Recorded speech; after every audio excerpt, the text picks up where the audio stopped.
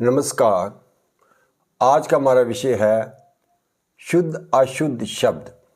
कुछ अशुद्ध शब्द इतने प्रचलन में आ जाते हैं कि हम उनके उसी अशुद्ध रूप को ही सही मानने लगते हैं, उसे ही शुद्ध मानने लगते हैं। कुछ 4 शब्द जो हैं आज इन पर हम चर्चा करेंगे, जिनमें प्रायः हमें जिनकी वर्तनी में भ्रम रहता है।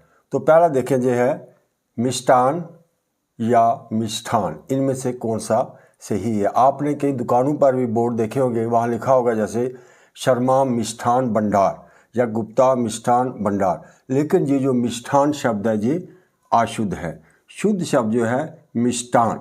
ये मिष्टान संस्कृत का शब्द है। ये मिष्ट प्लस अन्न 2 शब्दों के मेल से बना है। इसका अर्थ है मीठा, अन्न यानी कि अनाज, खाद्य पदार्थ जो खाने में मीठा हो। तो इसकी सही जो वर्तनी है ये है मिष्ठान, ना कि मिष्ठान। दूसरा है प्रसाद या प्रसाद। आपने प्रसाद शब्द भी सुना होगा, बहुत से लोग इसी तरह का उच्चारण करते हैं, लेकिन ये अशुद्ध है। शुद्ध है यहाँ पे प्रसाद, यही सही वर्तनी है। प्रसाद का शाब्दिक अर्थ होता है प्रसन्नता, कृपा। जो भगवान को चढ़ाने की वस्तु या भगवान को भोग लगाने के बाद जो शेष रह जाता है उसे भी प्रसाद कहते हैं। तो इनमें जो सही वर्तनी है यह है प्रसाद। तीसरा है नमस्कार।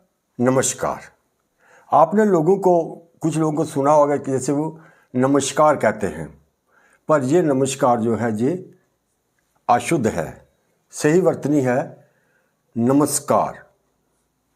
इसका संधि विच्छेद होता है नमः प्लस कार। इसका अर्थ होता है अभिवादन करना यानी प्रणाम करना।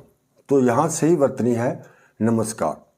जो नमस्कार है ये वैसे ही कुछ लोग जिनकी अपने स्थानीय उच्चारण के कारण वो इस तरह का उच्चारण करते हैं, लेकिन शुद्ध ये है नमस्कार। आगे है निरोग।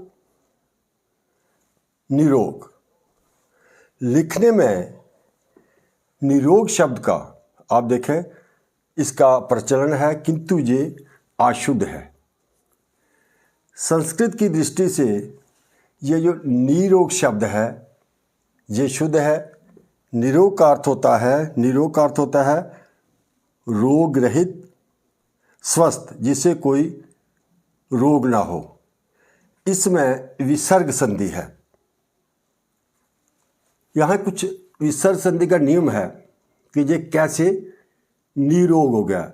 इसमें निस प्रत्यय है, लेकिन उसके बाद ये उससे निर होता है। ये देखें कि विसर्ग के पहले आ को छोड़कर कोई अन्य स्वर हो।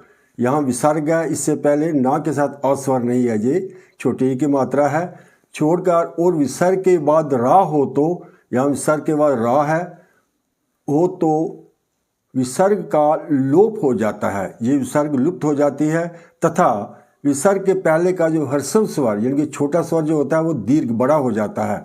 यहाँ इससे पहले जो है ना के साथ ई स्वर है, छोटी ई, और ये यहाँ दीर्घ ई हो गई। इसका हो गया नी रो। इसी तरह कुछ अन्य उदाहरण देखे से नी प्लस रव, नीरव, नी प्लस रस, नीरस।